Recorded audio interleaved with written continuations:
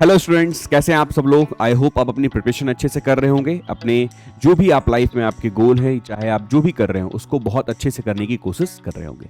तो आज का जो ये टॉपिक है, आपने टॉपिक का जो टाइटल है वो ऑलरेडी देख लिया है। That is most useful skill for a civil engineer. तो मैं उन सिविल इंजीनियर से बात करना चाहता हूँ जो अभी सिविल इंजीनियरिंग कर रहे हैं या जो अभी करने के लास्ट मोमेंट पे हैं, खासकर फाइनल ईयर वाले बच्चे। क्योंकि मैं खुद एक सिविल इंजीनियर हूँ, एक पास्ट एक्सपीरियंस भी है कि क्या क्या चीजें एक बच्चों के पास होनी चाहिए जो कॉलेज में आपको करवाई जा रही है, जो आपकी कॉलेज की जो करिकुलम है उसी में आप वो चीजें सीख सकते हैं, डेवलप कर सकते हैं। तो मैं 1 बाय 1 बातें करूंगा उसके रिगार्डिंग, और मैं चाहूंगा कि सब लोग इस बारे में थोड़ा सा सोचें ड्यूरिंग देयर कोर्स वर्क, खासकर फर्स्ट ईयर वाले बच्चे, सेकेंड ईयर वाले, थर्ड ईयर वाले, फोर्थ ईयर वाले बच्चे। चलिए अब समझते हैं कि क्या क्या वो स्किल है जो आपके पास होनी चाहिए। स्टार्ट करते हैं कुछ सॉफ्टवेयर स्किल से। तो सबसे पहले स्किल जो आप सब लोगों के पास होनी चाहिए वो है ऑटोकैड वाली। ऑटोकैड की बेसिक 2D वाला पार्ट एंड देन थोड़ा सा प्रो में जाएं तो 3D वाला पार्ट। ये दोनों एक सिविल इंजीनियर वाले बच्चे को ये चीज एक्सपेक्ट करती है सोसाइटी कि आपको ये चीजें आनी चाहिए, ऑटोकैड, 2D और 3D वाला पार्ट। इस पार्ट का आपके कॉलेज में भी लैब होता है, चाहे आपका कोई सा भी कॉलेज हो, कॉलेज में लैब होता है। कॉलेज में एक्स्ट्रा सपोर्ट भी इसके रिगार्डिंग प्रोवाइड की जाती है, और इसमें एक एक्स्ट्रा पार्ट आप कर सकते हो कि इसकी आपकी सर्टिफिकेशन भी होती है। तो आप सर्टिफिकेशन वाले पार्ट को भी कर सकते हो। ठीक है, पहली चीज मैंने आपसे क्या बोली कि ऑटोकैड, 2D एंड 3D। दूसरा सॉफ्टवेयर जिसको मैं बोलूंगा, दूसरा हमारे कॉलेज में ही आपको स्ट्रक्चर रिलेटेड कई सारे सॉफ्टवेयर बताए जाते हैं जो भी आपके कॉलेज में सिखाए जा रहे हैं। जनरली कॉलेज में स्टैट प्रो सिखाया जाता है, स्टैट प्रो आप ले लीजिए, रेविट सॉफ्टवेयर ले लीजिए। इस टाइप के सॉफ्टवेयर जो है, इसका आप एक स्ट्रक्चरल जो बैकग्राउंड में रहना चाहते हैं उन लोगों के लिए बहुत ज़्यादा इंपॉर्टेंट रहने वाला है। और इसकी बेसिक नॉलेज तो सबके पास as a civil engineering student आपके पास होनी चाहिए, और ये भी आपके कॉलेज में सिखाई जाती है। कॉलेज लैब में मोस्ट ऑफ द कॉलेज जिनका मैं करिकुलम देख पा रहा हूँ, सबके कॉलेज में ही करिकुलम में लैब में होता है अटैच। तीसरा सॉफ्टवेयर जो मैं बोलूंगा इज माइक्रोसॉफ्ट ऑफिस। अब ये कोई कॉलेज लैब में नहीं होता, लेकिन आपको भी पता है कि during your college work, during thesis writing, during any project presentation और एनीथिंग एनीवेयर, पावर पॉइंट का बहुत ज़्यादा यूज़ पड़ता है, वर्ड्स का बहुत ज़्यादा यूज़ पड़ता है, एक्सेल्स का बहुत ज़्यादा यूज़ पड़ने वाला है। अब एक्सेल का जब आप थोड़ा सा और आगे बढ़ेंगे तो एक्सेल पे डाटा हम बहुत सारी चीज़ें कर पाते हैं, और एक्सेल का हमारे कॉर्पोरेट इंडस्ट्री में भी बहुत ज़्यादा यूज़ है। If you are making a PPT, try to be proficient in that. मतलब उसमें आप थोड़ा सा अच्छा बनने की कोशिश करो, थोड़ा सा आप बेहतर बनने की कोशिश करो। तो माइक्रोसॉफ्ट ऑफिस इंक्लूडिंग स्पेशली अगर मैं बात करूं, आपको पावर पॉइंट, एक्सेल और वर्ड, इन तीनों का बहुत अच्छा नॉलेज हो तो ज़्यादा अच्छा होगा आपके कॉर्पोरेट लाइफ में भी, जॉब लाइफ में भी, और इन फ्यूचर भी आपको काम आएगा। नेक्स्ट जो मैं बात करने वाला हूं that is ArcGIS and QGIS। ये सॉफ्टवेयर भी आपको कॉलेज में, कई सारे कॉलेज में इंट्रोड्यूस होता है करिकुलम में, कई सारे में नहीं होता। कि इसका आज के टाइम में बहुत ज़्यादा एप्लीकेशन है। आपको भी मालूम है कि आज के टाइम में जो आपके प्रोजेक्ट्स बन रहे हैं या जो उनकी आपकी मैपिंग करनी हो, कुछ भी करना हो आपका, उसमें ArcGIS और QGIS सॉफ्टवेयर का बहुत ज़्यादा यूज़ होता है। ठीक है, और इसकी अच्छी बात क्या है, इस सॉफ्टवेयर से पर्टिकुलरली मैं बोलूंगा कि आगे in masters, those who are pursuing masters, उनको ArcGIS और QGIS, एक जो RSNGIS करके जो ब्रांच होती है, उसमें आपका ये सॉफ्टवेयर बहुत ज़्यादा काम का आता है। तो ये सॉफ्टवेयर आपको एक ब्रांच में आपको बहुत अच्छा स्कोर करवा देगा, और साथ में इसके बाद जॉब ऑप्शंस बहुत सारे खुल जाते हैं।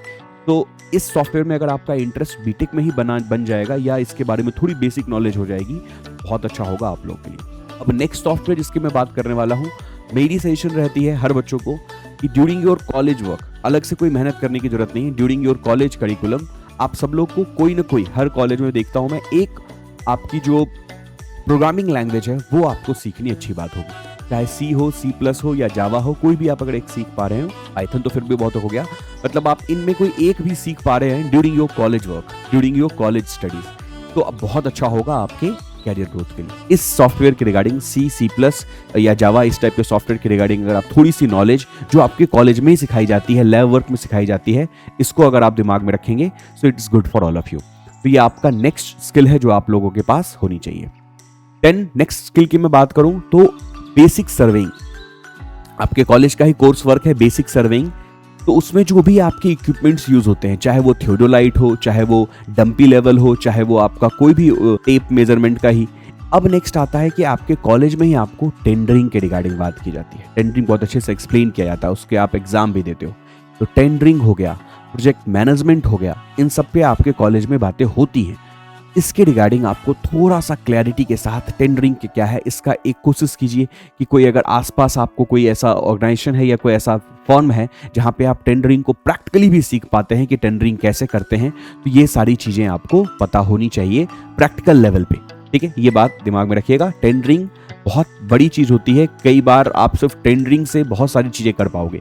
जो बच्चे इंडिविजुअल कुछ करना चाहते हैं, जैसे सिविल इंजीनियरिंग के बाद कुछ लोग कॉन्ट्रैक्चुअल इस टाइप का वर्क करना चाहते हैं, वहां टेंडरिंग का नॉलेज बहुत ज्यादा काम आता है।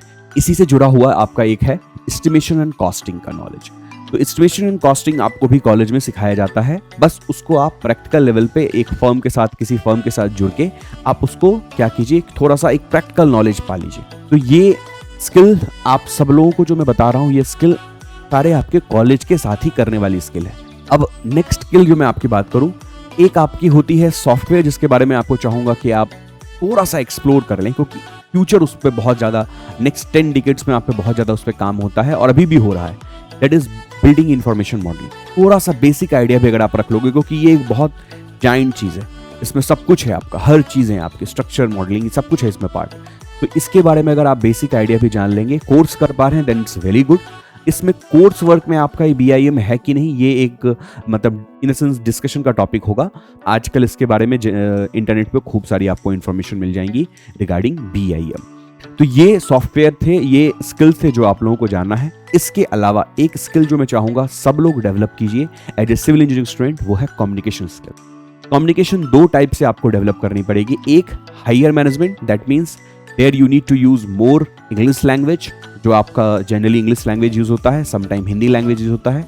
सेकेंड थिंग इज दैट आपको सेम चीजें, सेम कंसेप्ट नीचे लोअर ग्रेड जो है आपके, जो आपसे लोअर प्रोफाइल में काम कर रहे हैं, चाहे वो कंस्ट्रक्शन वर्कर हो, चाहे वो कोई भी हो, तो उनसे भी कैसे आपको कम्युनिकेट करना है, ये भी एक स्किल है जो आपको सीखना पड़ेगा।